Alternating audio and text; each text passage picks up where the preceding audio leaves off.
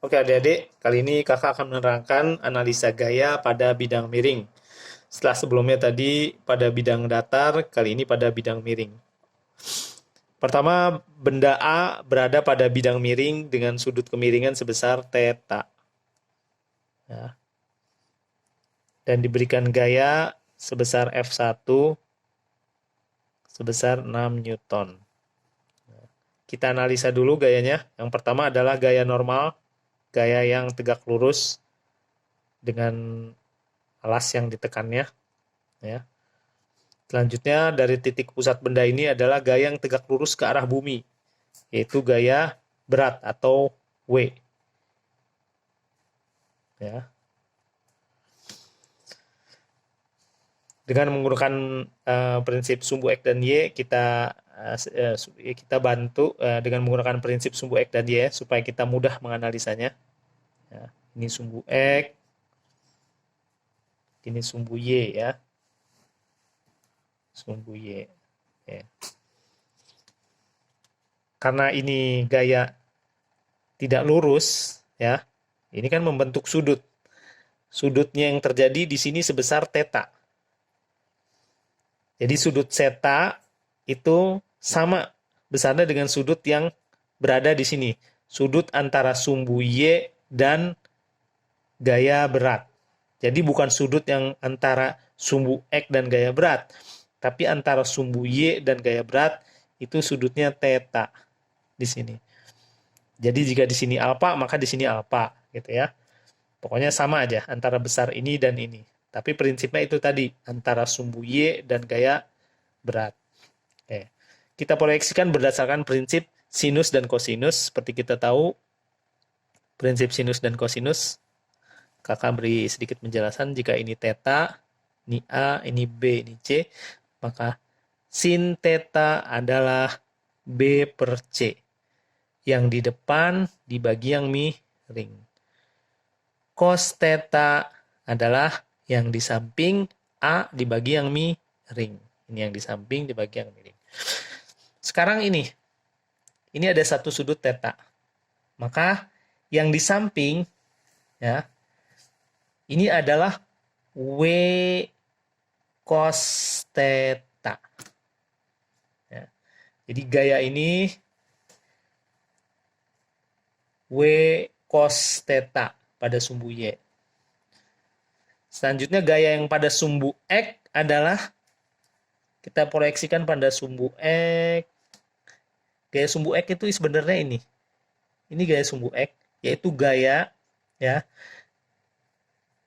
sudut yang berada di depan sudut berbanding dengan garis miring. Berarti pakai prinsip sinus. Kalau kita proyeksikan pada sumbu X, ini, garis ini, maka ini menjadi W sin θ.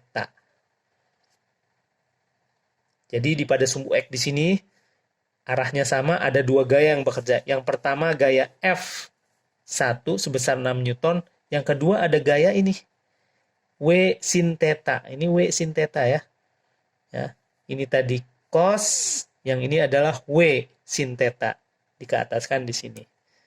Kita proyeksikan pada sumbu X. Ini gaya normal. Oke. Sampai di sini paham ya? Analisa gaya ini. Jadi prinsipnya sama saja dengan pada bidang datar. Kita tinggal menganalisa gaya itu pada sumbu X dan sumbu Y.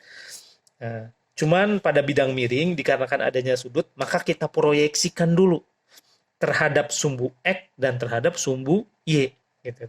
Sebab kita tidak bisa mengambil gaya yang tidak kita proyeksikan pada sumbu X atau sumbu Y. Jadi wajib kita proyeksikan dulu pada sumbu X dan sumbu Y.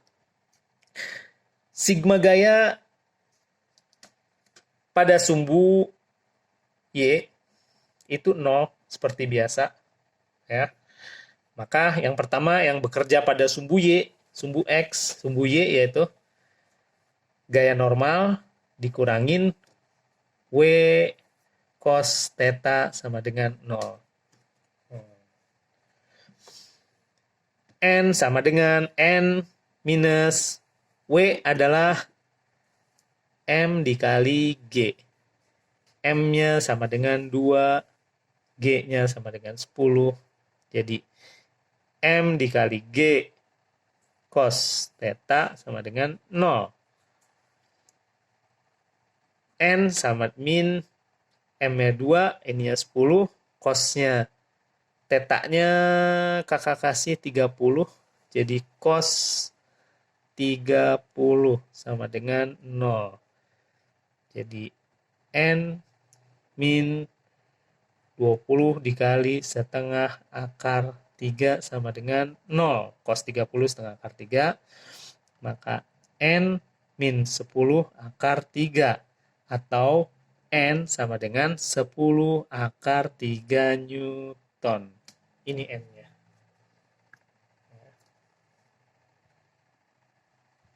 Selanjutnya gaya yang bekerja pada sumbu X. Pada sumbu X, itu M dikali A. Karena dia akan bergerak ke kanan, ke samping kanan, atau ke kiri. Kalau di sini dia tidak ada pergerakan ya. Dia hanya ada gaya normal dan gaya W cos yang besarnya nanti sama di sini. Tadi udah kita hitung. Sigma Fx sama dengan yang pertama gaya F1, yang kedua gaya W sin theta. Dan ini arahnya sama dengan F1 sehingga kita tambah W sin theta sama dengan M dikali A. Kalau kita udah tahu rumus ini, kita bisa mencari A-nya. Karena seperti biasa, soal-soal pada analisa gaya itu sepertinya tidak jauh dari mencari percepatan benda tersebut. F1-nya kita masukkan 6. W sin theta-nya kita masukkan, W adalah M dikali G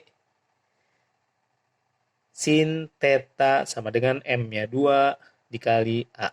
Maka 6 ditambah 2 dikali 10 dikali setengah sama dengan 2A. Maka ini adalah 16 sama dengan 2A.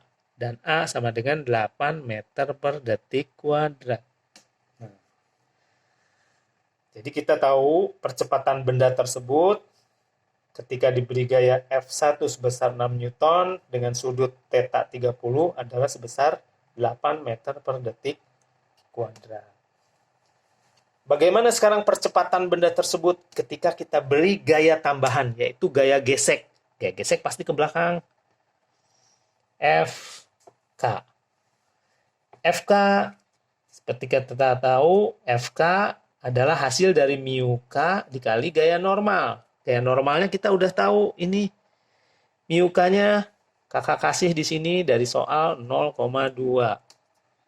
Ya. Sehingga FK sama dengan mu K dikali gaya normal sama dengan 0,2 dikali 10 pangkat 3 Newton.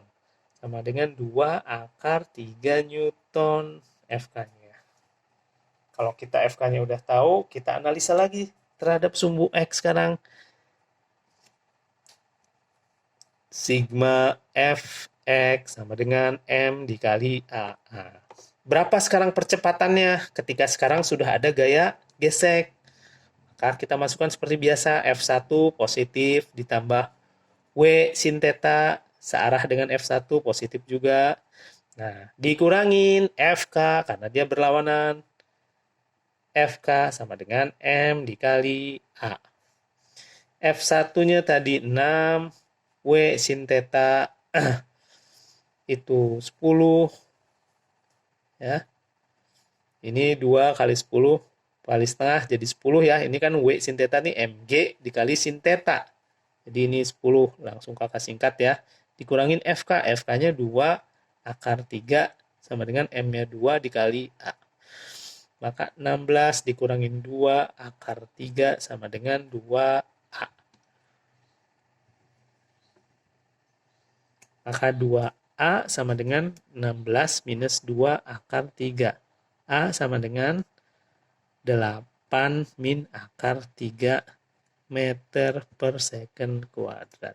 Nah, ini percepatannya ketika benda tersebut diberi gaya gesek ke belakang sebesar 2 akar 3 Newton.